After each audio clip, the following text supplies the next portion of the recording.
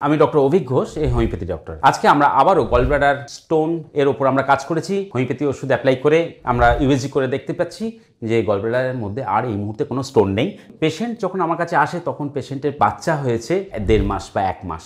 তো ইমিডিয়েটলি সে একটা বড় সার্জারি থেকে বেরিয়ে এসছে, আর ইমিডিয়েটলি সে আর একটা সার্জারিতে ঢুকতে পারছে না। সেই মতো অবস্থায় পেশেন্ট কিছু কমপ্লিকেশন ফেস করছিল এবং ততক্ষণে তার ডিটেকশন হয়ে গেছিল যে তার গলব্লাডারে পাথর আছে। আমি একটু শুনে নেব পেশেন্ট যখন এসেছিলেন তখন কি কি সমস্যা নিয়ে এসেছিলেন। সমস্যা সেই সময় বুকে এখানটাতে প্রচুর ব্যথা হতো, আর ব্যথা যখন হতো সেই সময় বমি হতো, 4-5 বার বমি হতো প্রতিদিন? আপনার কি প্রতিদিন বমি হতো? না না, যখনই ব্যথা হতো এটা কতদিন অন্তর অন্তর ব্যথাটা হতো? 2 দিন 1 দিন পর পর এরকম ব্যথা হতো। এবং তখন বমি কয়বার হতো?